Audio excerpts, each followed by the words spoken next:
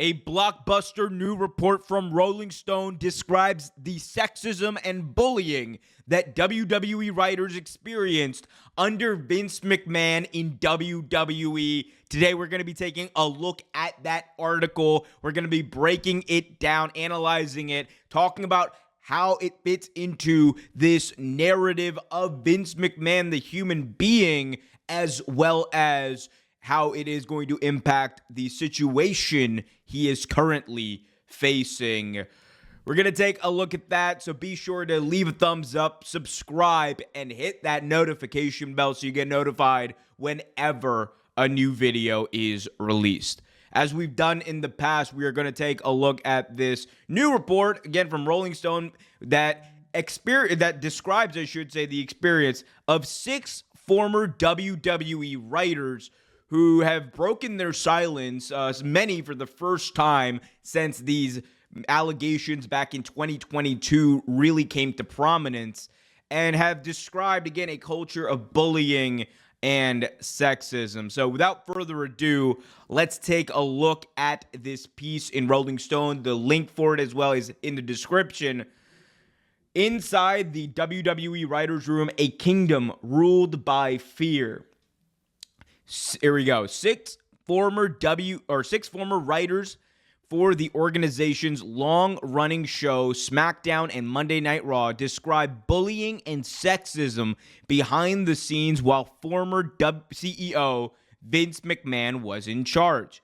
Goes on to say, when Michael Leonardi was fired from his job as a television writer at the WWE in 2016, he says he was told by an HR representative and the head writer at the time that he was, quote, not fit for the role, unquote. This despite, according to Leonardi, him getting a promotion, a raise, and positive feedback during his 10-month stint.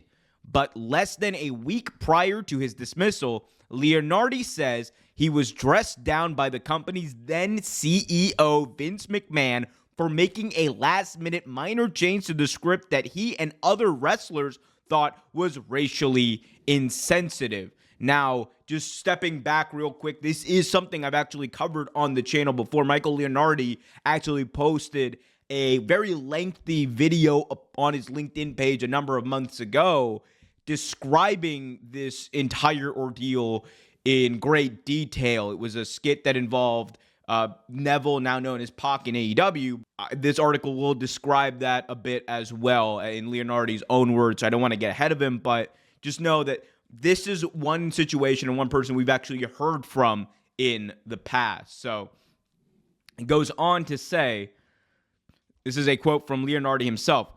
He turned to me and he said, "So you didn't give me what I wanted." Leonardi tells Rolling Stone, "I said, I understand. I'm sorry. We all went over it and it felt good about it. We just made the small tweak." And then he started yelling at me. It was such an intense moment. I walked out with my tail between my legs.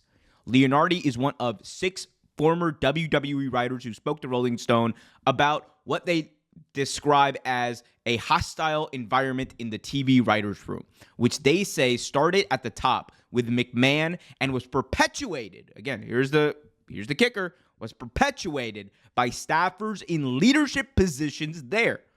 The majority of the former writers who worked on the network's long-running shows, Monday Night Raw and SmackDown, for anywhere from 4 months to 5 years between 2016 to 2022, asked to remain anonymous out of fear of retribution from WWE, their former colleagues, and rabid wrestling fans. I definitely feel you on the last one especially.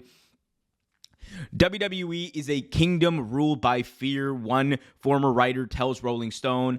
It is a motivating factor everywhere, fear. Representatives for the WWE did not respond to the multiple requests for comments on this story. In a statement, a spokesperson for Mr. McMahon, I just said Mr. McMahon, for McMahon told Rolling Stone, in part, quote, "Scores of writers could share tales of what an enjoyable, creative, and freewheeling environment the WWE writers' room were. This handful of obviously disgruntled individuals aren't representative in any way of the consensus or the truth. Now, this is an important thing because you are going to hear many people who will say this, and I think you are going to hear this line kind of in many ways echoed by other, whether it be content creators or other people out there. The reality is, though, you can have people who have different experiences, and you can have people who, again, might feel things in a different way or might be a little desensitized to things. I know personally, there's definitely situations where if things were happening to me, I would not feel as likely to or emboldened to, speak out at compared to as if it was happening to someone else. Some people are just like that. And I think there's a lot of crap you have to take at any job, right? That's what it comes down to. There's a lot of crap you have to take at any job. People's, sensibilities and the level of stuff they can take, though, are different. And no matter what you want to say, there's people who can say that they have had a great experience. That's fine. That's fantastic. That does not invalidate the experience that others may have had because you have to remember this. There's a chance that Vince never said anything to them that was as bad as what he said to possibly these 6 writers. And are you telling me also, let's be honest, are you telling me, given everything that we know about Vince McMahon, everything that former wrestlers, even people he's close to have said about him, do we really think there's not a chance that Vince McMahon was embarrassing, dressing down, and in what sounds to be in very harsh, aggressive ways, writers or other WWE employees? You tell me that there's a chance that didn't happen? Come on. Be serious. Be honest. Because I like to think I have a pretty good bullshit radar. And if you were really telling me that that is not the case, that Vince McMahon was just nice to everyone, or that he was like the boss and it was a fine, non-aggressive boss, or wasn't saying anything problematic or anything, come on, be serious with me. And if you're not going to be serious, it is what it is. I can't change your mind. I can't tell you to look at things logically and critically. But let's continue reading on. Goes on to say, the workplace culture of the WWE and the WWF before it has been rife with alleged misconduct for decades. As far back as the late 80s and the early 90s, there were accounts of rampant drug use, steroid use amongst wrestlers, as well as claims of sexual harassment and abuse of both men and women within the organization. Neither McMahon nor the WWE responded to the request for comments on these incidents, all the while, as described in a new Netflix docuseries, Mr. McMahon seemed to thrive on the controversy and the organization grew. But in recent years, the claims against the company and McMahon personally have reached a crescendo. In 2022, he stepped down as the CEO following a Wall Street Journal report that alleged that he paid more than $12 million to 4 women to silence them from speaking out about instances of sexual misconduct and extramarital affairs he had with employees. Then, in January, a former WWE employee, Janelle Grant, filed a lawsuit accusing McMahon of sexual assault, sex trafficking, saying he pressured her into having sex with him and another WWE staffer in exchange for her job. The day after the suit was filed, McMahon resigned from his role as executive chairman of TKO Group Holdings, the conglomerate born from the 2023 merger of WWE and UFC, as well as his position on the board of directors. We're going to skip a little bit because a lot of this is stuff that we already know. And here is actually where we get into some of the writers' experience. But the writers who spoke to Rolling Stone say that McMahon's intimidating behavior was not just for show. By berating and belittling those around him, they say, he instilled a culture of fear that trickled down. Quote, there was a very heavy layer of fear and tension, and that was directly from Vince, Leonardi says. And that culture that he created obviously created problems. The 6 writers who used to work for the WWE tell Rolling Stone they regularly witnessed and were on the receiving end of verbal abuse.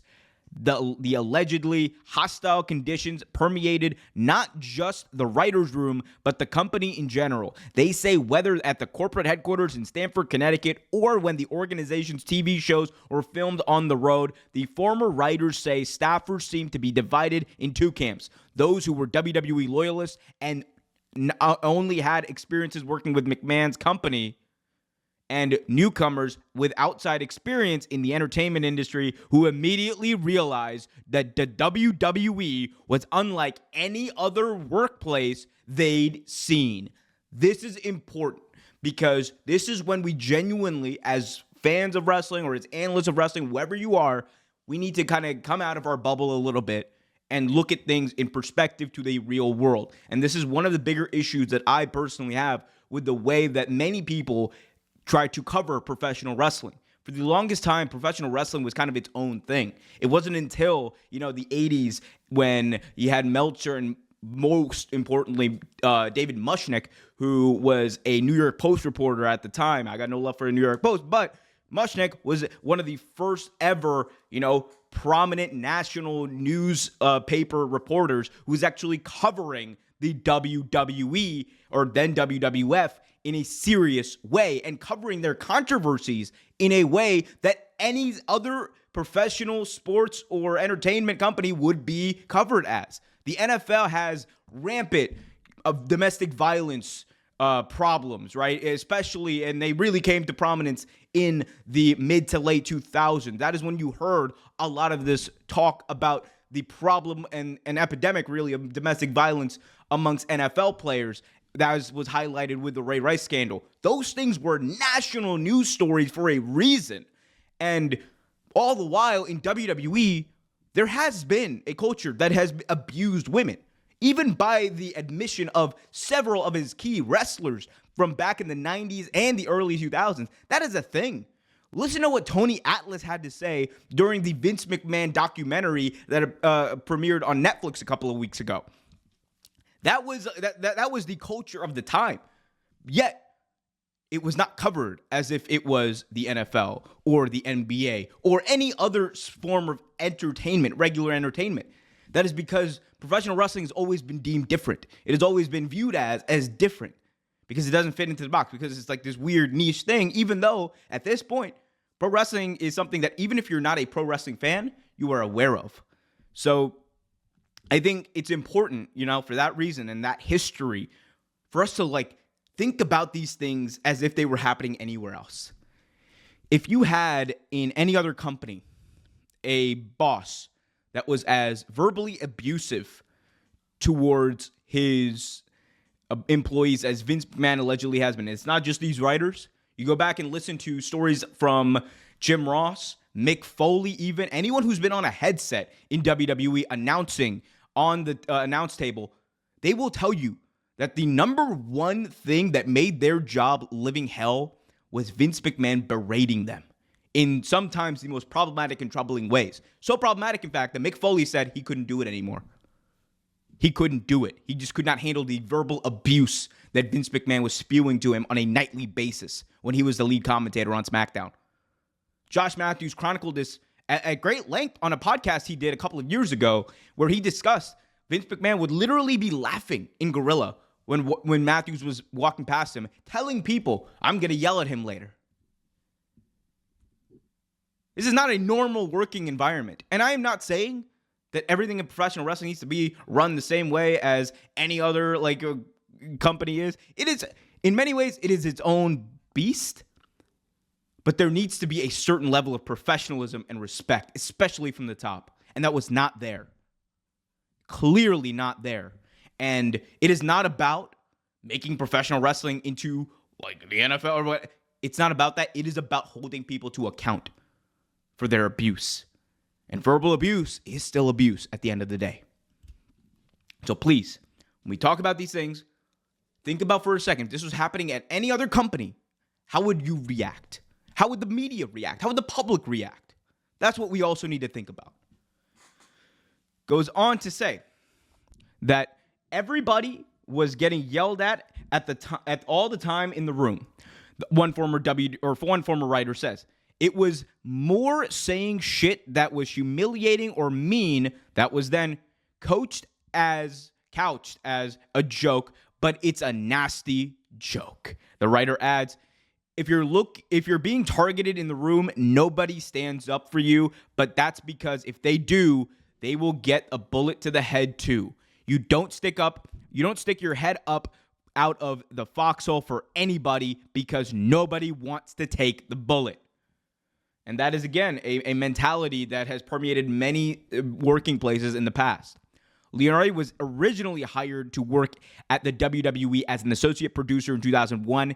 He said he quit the job in 2005 because he had been demoted and stripped of his responsibilities after telling his superiors he was uncomfortable working on a storyline he viewed as insensitive.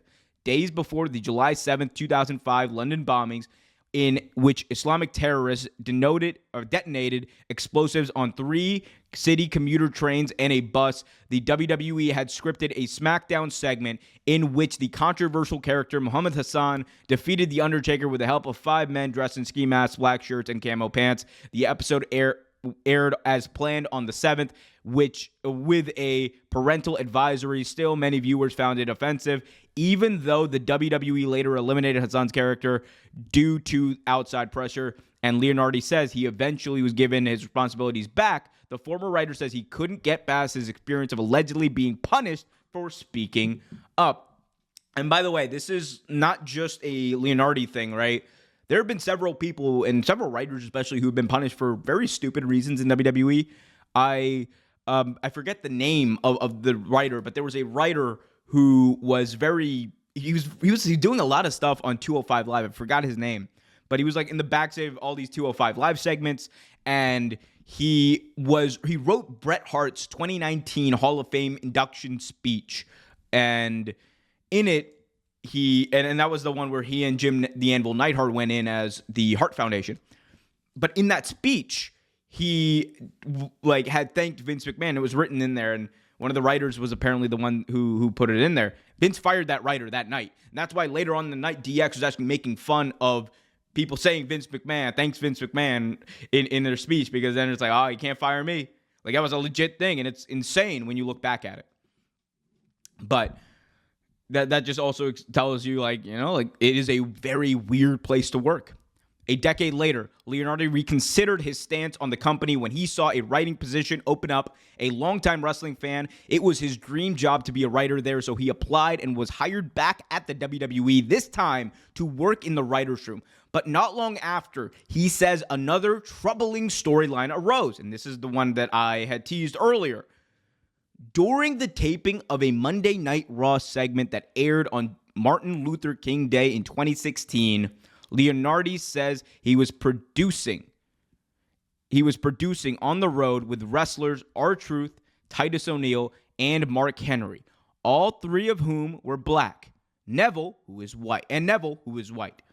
As Leonardi described in a video he posted to LinkedIn this past February, the script called for Neville to speak up and tell everyone else he's got a dream too, and that dream is to win the Royal Rumble, referencing the civil rights leader's historic 1963 speech at the Lincoln Memorial. Leonardi says Neville told him he was uncomfortable delivering the line, and with a limited amount of time, the bit was changed so R-Truth said the line instead. Leonardi says his boss at the time, Dave Kapoor, approved the change. Kapoor could not be reached for comment. Neville and R-Truth did not respond to requests for comment. According to Leonardi, there were many other times when segments weren't executed verbatim, with talent going slightly off script. Sometimes wrestlers would even ad-lib a little, he says, and it wasn't a big deal. But after bringing the change to McMahon's attention, he says the boss became furious. Following their confrontation, Leonardi was let go. A spokesman for McMahon denied Leonardi's account in a statement. The spokesperson acknowledged that McMahon had, quote, an extremely hands-on approach, unquote, with WWE scripts, adding that that's why the idea of him suggesting or approving the use of a famous Martin Luther King quote for a punchline to be used by a white British character is so ridiculous. It simply didn't happen. So Vince McMahon denying that even though when you think about it, very on brand for Vince McMahon to say. This is someone who straight up said the N-word in a segment involving Booker T. It booked himself to say the N-word. So look, racial sensitivity, totally up Vince McMahon's alley, right? Come on. Miss me with that.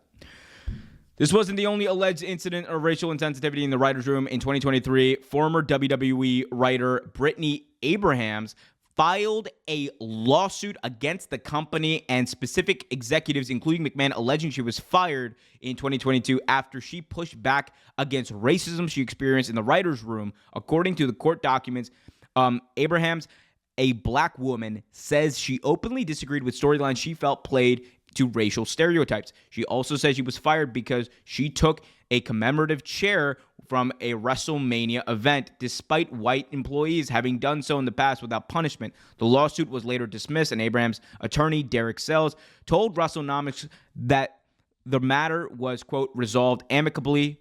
According to the former WWE writers who spoke to Rolling Stones, the TV writers' room was unlike any they experienced. For one thing, the fact that McMahon himself, the CEO of the company of more than 800 people, regularly joined and supervised the small staff rooms around 20 to 25 people, depending on the show, was being produced at headquarters or on the road, was highly unusual.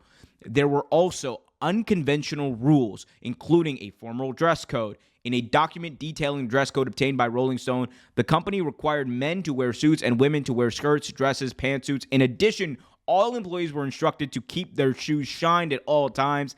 There were other policies, the former writers say, were atypical compared to the entertainment industry standards. The writers allege that they were told not to sneeze in front of McMahon because he saw it as a sign of weakness, and to always push the chairs in when they got up from the table. The writers say they were also instructed to stand whenever McMahon walked into the room or sit only after he took his seat. Okay, so dress code, that kind of stuff, whether or not it's atypical, other places have their own thing. That's not a big deal. No one really gives a hoot about that, to be honest with you. Definitely the big thing there is like the sneeze. This is no surprise. This is not like, and like this is a true thing. Listen to Paul Heyman from like about 10 years ago. He's on Talk is Jericho, and he was talking about this specific thing. Vince McMahon hates sneezing. He does not want people sneezing. It's a rule in WWE. You cannot sneeze. And there was one time even where Paul Heyman tells a story of Vince McMahon actually sneezing and being just so irate at himself that he was not listening to anything else in the meeting. So very weird, very atypical for sure. And you combine that with like, the standing up when Vince enters, it's like very typical behavior for a narcissist. Flat out. The article goes on to say, many of the anonymous writers' claims bear no resemblance to the reality of the writer's room. A spokesperson for McMahon said in a statement, Vince never told people to stand up when he entered the room. That's ludicrous. The former writers who spoke with Rolling Stone say that while they did not hear the directive from McMahon himself, they were instructed by managers to follow this rule. Most unorthodox of all was McMahon's direct say over final scripts, writers say. Until he stepped down as CEO and chairman of the company 2 years ago, McMahon was closely involved in every single script. The former writers describe a process that was hardly collaborative. Writers would pitch stories to the lower-level supervisors and head writers, and on days McMahon was in the room directly to him. They would sometimes produce multiple versions of the scripts, but ultimately they say McMahon changed storylines, even ones he'd previously approved, and the entire scripts on the day of taping. He, quote, destroyed everything by the time we got to air, unquote, seemingly just to exert his dominance, one former writer says. It doesn't really matter what he said in the creative room or if he loved it at an earlier point. It was still going to get torn up before the show, one former writer says. By the time Monday rolled around, we were all in the production meeting, says something else was going to happen. It almost felt like a joke, like we were just there to satisfy Vince's whims. We were all Vince McMahon's transcribers. The writers add that there was something about McMahon's changing directive that almost felt sadistic. Quote, I think Vince enjoyed the manipulation. He liked changing things. He liked keeping people on their toes. I genuinely feel like this isn't to benefit the show or the storyline. Vince really just enjoys making people squirm. And this is something that has been hinted about McMahon for a while. He likes to pit people against each other, both creatively, wrestlers, everyone. He also loves to manipulate the vibe backstage. And we have heard stories of Vince doing this actively because he believes it brings out the best in people. But at the same time, there is a level of Vince McMahon that genuinely loves to get a reaction, get a rise out of people. Like, you go back to listen to the stories of him, like verbally abusing JR. You go back to listen to the bullying of JR, of them making fun of his Bell palsy, and even drafting him to SmackDown live on the air as a rib just to see if JR would sell it. And when he didn't, Vince was kind of pissed about it. Like, that shows you that there is some like narcissistic like behavior there with Vince. And you even go back to his documentary, like Paul Heyman, like, it describes it very eloquently. Like, Vince McMahon, was his whole life has been like searching for that control. And when he finally got it with the WWE, he never let go. Like, that is what it's all about at the end of the day. It's control. Writers say it was commonplace to wait around the Stamford office late into the night for McMahon to show up to their scheduled meetings about that week's scripts. One former writer said they would often wait for hours and you wouldn't know why you were waiting. The writers claimed that sometimes they did not start until midnight and didn't wrap up until 2, 3, or 4 in the morning. In a statement, a spokesperson for McMahon says, quote, like many jobs in the sports and entertainment industries, the writer's position is not a 9-to-5 gig. If new ideas need to be implemented or changes need to be made to the script, meetings could be held late into the evening because of Vince's availability, given the travel schedule and multiple duties as the company as the CEO, as well as overseeing all of the creative content for hundreds of live events and broadcasts every year. It wasn't just McMahon who was a problem, the former writer says. One former writer says that while they didn't have any negative experience with McMahon directly, they thought other writers in the room who were in positions of power could be bullies, motivated by fear of upsetting McMahon and losing their jobs. Those who demonstrated this type of loyalty to McMahon tended to be avid fans of wrestling who had spent their lives and careers inside the world of WWE, a writer says. Quote, those people were the most miserable people I had ever worked with, and that's where a lot of them had worked their whole professional lives, and that's the only game in town, one writer says. They didn't know what it was like to work in a regular television show. One former writer claims that they witnessed a colleague in leadership position tell another writer something to the extent of, I wish your dad pulled out when you in your mom's. Wow, that is crazy. Didn't read that when I first read through this. I don't remember that when I first read through this. That's crazy. This was like the good old boys locker room talk, a former writer says. There was more. The more someone was promoted and the closer they got to the innermost circle, the writers add, the more volatile it got and the more you dealt with some of these, quote, good old boys. The jockeying of favor with McMahon turned people against each other, the former writers say. One compares the WWE writers room to the culture. The WWE writer room culture to a mafia style of leadership in which if you do one thing, you're pissing off 3 people who are higher up than you, and you are going to get chewed, and who are going to chew you out, get angry, or seek revenge. We're going to skip a bit ahead to women in the WWE. Women in the WWE writers room face specific challenges. Of the former writers who spoke to Rolling Stone, the women say they felt othered or became hyper aware of their gender because of how they were treated by the male writers. One former writer says people would comment on their outfits and touch her in ways that felt unnecessary. Even though the behaviors weren't explicitly sexual, she says she felt like a means of controlling her in a way that didn't happen to men in that writer's room. Quote, they would touch me where they would have to come close to me or closer to them, she claims. They would pull me by my waist to come somewhere or move closer to them. I'm just super aware that it's kind of close to my butt, and most people don't touch me by the waist ever. I thought, this is strange. The 2 former writers tell Rolling Stone that they took their complaints to human resources, One was subsequently fired from their position, a decision she interpreted as retaliation. According to former writers, enough male writers complained about their treatment to WWE HR in 2020 that leadership held a Zoom meeting they referred to as, quote, a women's forum, in which the affected writers were encouraged to collectively air their grievances. One former writer said she grew emotional when she told everyone in the meeting that she didn't feel safe with her coworkers. Another woman who attended the meeting says that leadership staffers there were dismissive of the women's claims. Quote, they did it just to appease us, but they didn't take it seriously at all. And this is a common issue in many workplaces, especially more traditional conservative workplaces, which WWE definitely is. When you look at the landscape of these things, a lot of times these things are just done, like these meetings, these forums, we want to hear you out, like by the bosses, are just done to try to quell the fear and make the bosses, the people in charge, feel better about themselves. That's what it is. It's a check on their list, and then they move on to the next thing without changing things up. That is legitimately how this works. And if you've ever worked anywhere in a 9-to-5 environment or any other environment, you will know that to be the case.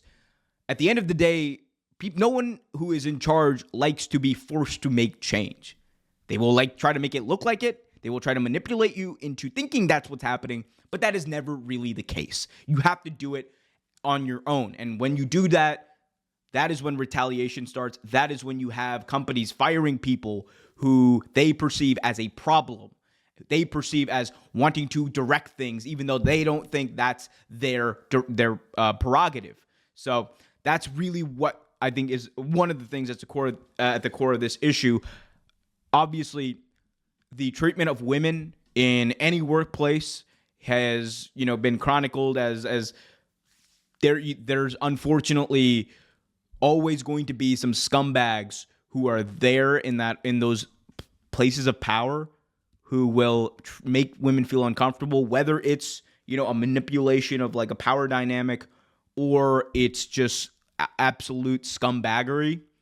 You're going to have that. And it is something that, needs to change in our society. And it's like part of a larger culture shift. That's why these conversations and these lawsuits and these things, that's why it's so important to talk about them. Because that is the only thing that's going to hold these companies accountable and make them change the culture. No one should feel unsafe in their work environment. No one should go to work feeling like they're going to get abused verbally, sexually, or otherwise. That can't happen. That shouldn't happen. That should be your number one focus as a company. But instead, companies tend to focus more and be more preoccupied by money rather than caring about the people who help make them that money.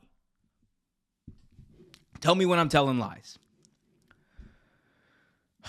Goes on to say, after the Zoom meeting, the writers who spoke to Rolling Stone say there was an in-person meeting with the entire writers' room in which senior leadership allegedly told everyone they were acting like middle schoolers and not to go to HR if there were any future problems. That is insane. That is fucking psychotic. That's the whole reason you have HR. That is, if that is true, that is I'm sorry, that's fucking insane. One male senior staffer essentially said, "Come to me if you have a problem," one former writer alleges, which is bullshit because he's part of the problem too. He enabled Vince with everything he did. Jesus. You know what? Here's the thing, right? I've worked pulling back the hood a little bit. I've worked in DC for a very long time. Well, at this point, a pretty long time compared to a lot of other people. And I've been around DC and I've heard these stories. You kind of hear what happens at whether it be an office or whether it be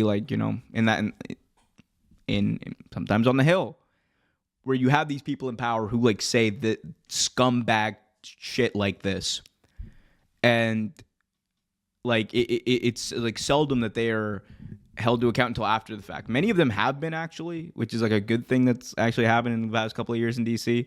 But there still is this air of arrogance of let's keep everything in house. We don't need to involve anyone. How dare you? And make you and guilt you, do the bullshit thing where they try to guilt you into not doing it. Come on. It's not like a serious way to run a company. Like, it just makes you look more guilty. Jesus Christ.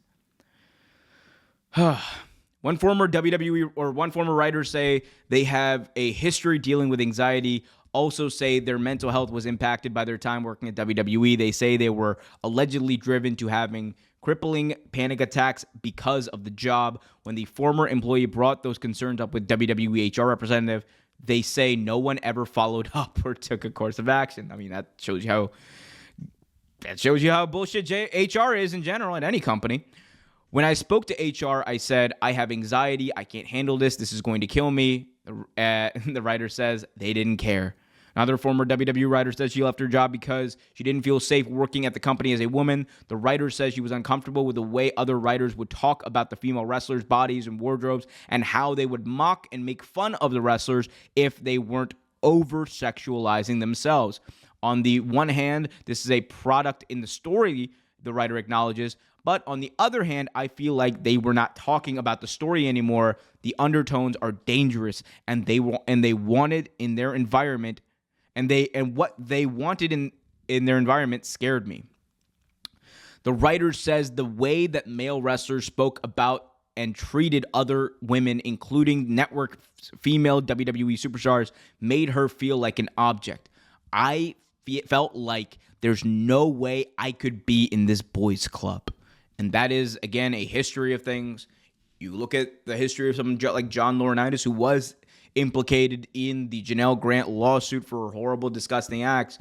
He's very notorious for being, or allegedly being, a bit of a hound and being disgusting. Like if you listen to like anyone talk about him, even like Pritchard or any of those guys, like Johnny loved the diva search.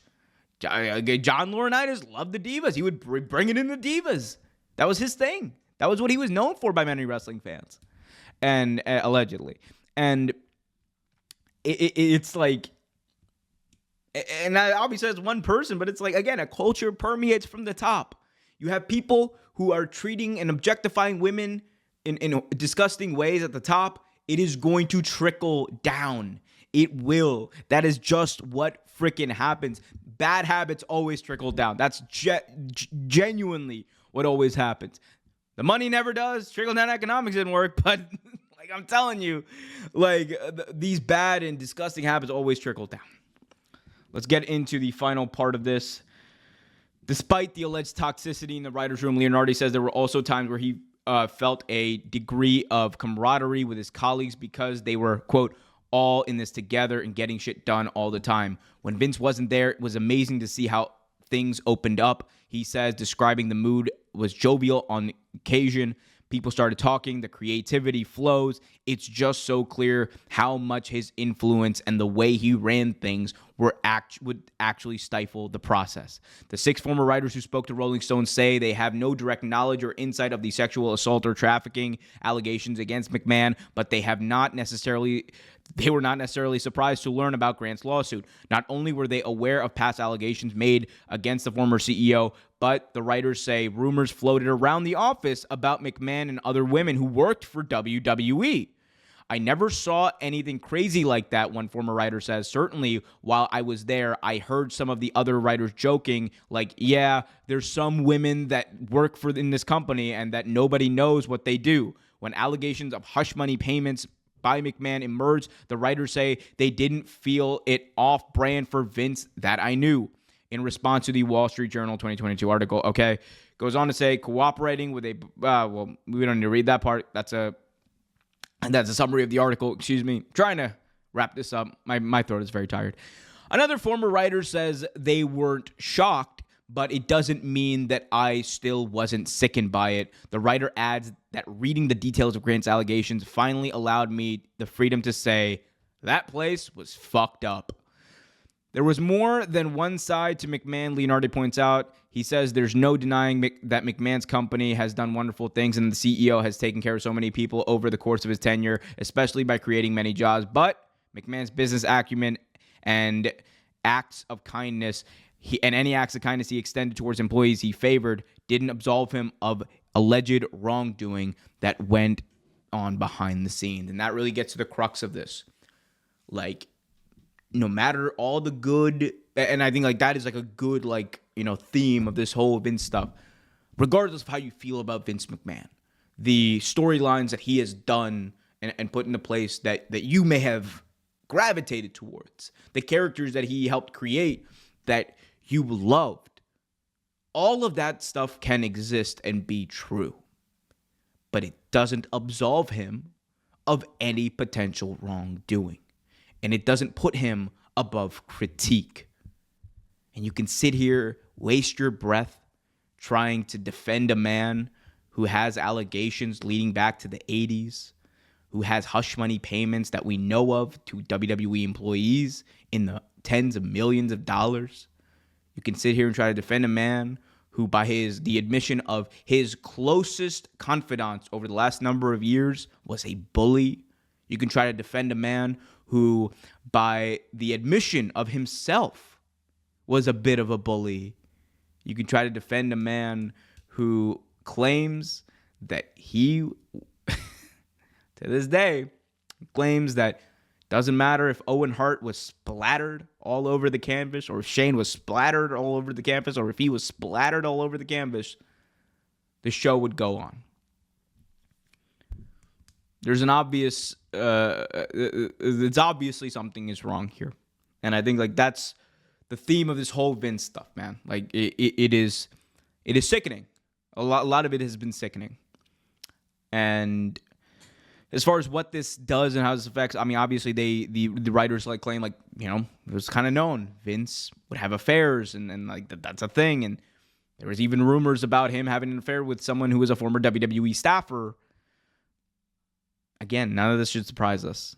Like it just is. And if there's one thing we can take away here is like WWE genuinely has an opportunity to change. Right now, Vince is out. You have an opportunity to true reconciliation with the past of your company, taking the ugly, dirty, disgusting parts of that past, ripping it up, throwing it in the trash, setting it on fire, and starting anew. If WWE is serious about that, there needs to be that acknowledgement and reconciliation. If not, I understand your PR people are going to tell you, well, we need to contain it. We need to focus on the positive.